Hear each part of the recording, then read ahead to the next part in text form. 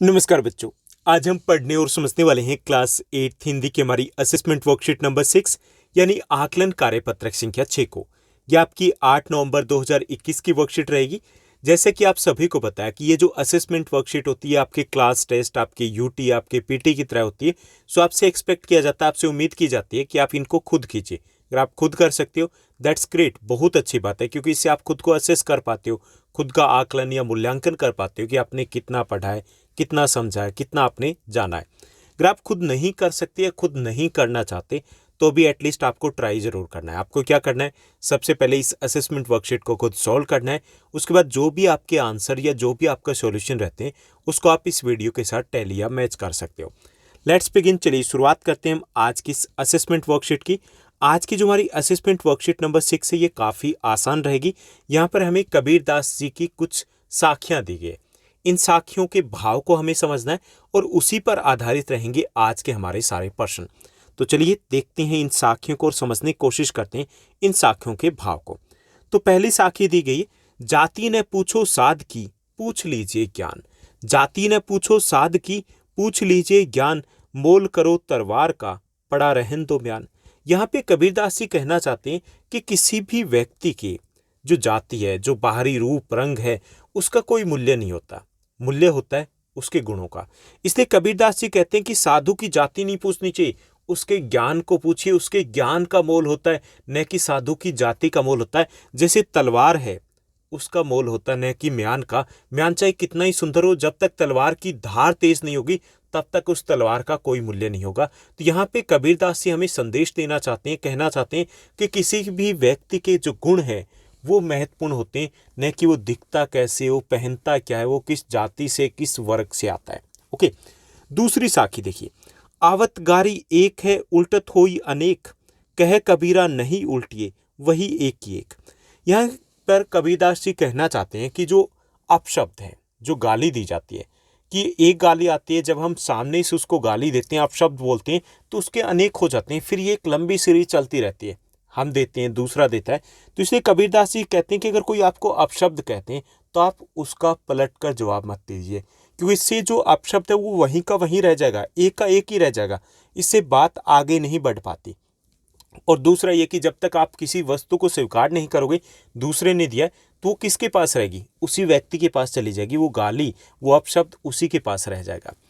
उसके बाद तीसरी साखी देखिए कि माला तो कर में फिरे, जी फिरे मुख माही, मनवा तो दही दिशा फिरे, यह तो सुमरन नहीं। कि हम हाथ में माला फेरते हैं, मुंह से हम ऊपर वाले का नाम ले रहे हैं, लेकिन हमारा मन अगर स्थिर नहीं है, वो चंचल नहीं है, वो अगर 10 दिशाओं में, बाजार में घूम रहा है, कहीं और भटक रहा है, तो ये ईश्वर का सुमरन, ईश्वर की भक्ति नहीं कहा जा सकता इसको। इसके लिए जरूरी होता है कि जब हम ईश्वर भक्ति करते हैं तो हमारा मन है वो भी शांत होना चाहिए, वो भी स्थिर होना चाहिए, वो भी ईश्वर के ध्यान में होना चाहिए। तो ये थी हमारी 3 साखियां। अब इन्हीं पर आधारित दिए गए आज की इस असेसमेंट वर्कशीट के प्रश्न। चलिए इनको हल करते हैं। तो यहाँ पे हमारा पहला प्रश्न रहेगा। पहला प्रश्न दिया गया, कर शब्द का पर्यायवाची क्या होगा। कर शब्द का पर्यायवाची शब्द होगा हाथ। ओके, कर मतलब हाथ को कहा गया।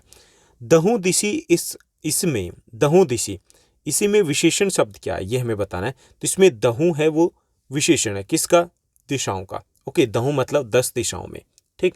तो दहु यहाँ पर विशेषण है। उसके बाद तीसरे प्रश्न को देखिए।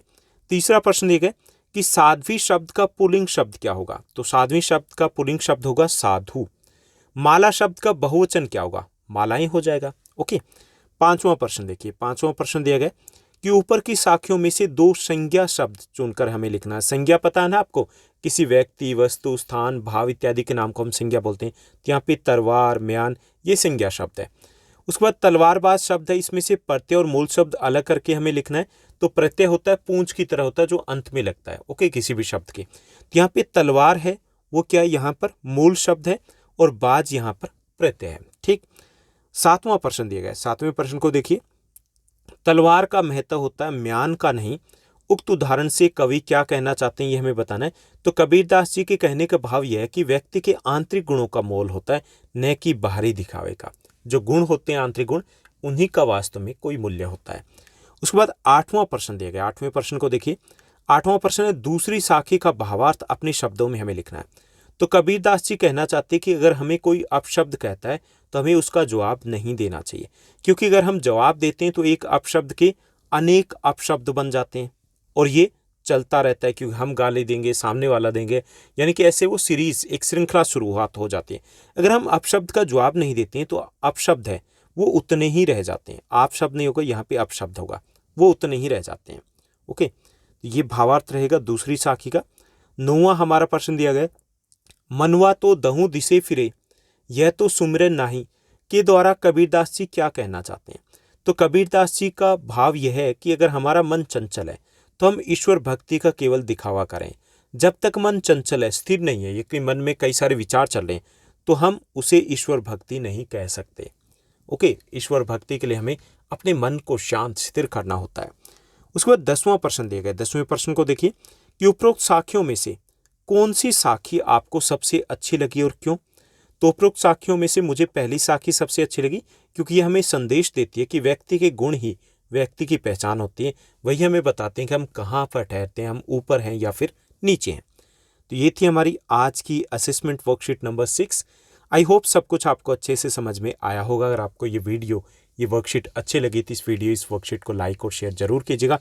और हाँ, आप हमारा टेलीग्राम का चैनल ज्वाइन कर सकते हो, जिसका लिंक डिस्क्रिप्शन बॉक्स में मिल जाएगा, या फिर आप टेलीग्राम पे जाइए, ज्योग्राफी गुरु एक साथ लिखिए, आपको वो चैनल मिलेगा, ज्वाइन करना है। दूसरा, इंस्टाग्राम पर भी आप हमें फॉलो कर सकते हो, इसका लिंक भी आपको डिस्क्रिप्शन बॉक्स में मिल जाएगा और आपकी स्क्रीन के ऊपर भी विजिबल है। आज के लिए बस इतना ही। Thank you, bye bye, have a nice day. मिलते हैं नेक्स्ट वीडियो में।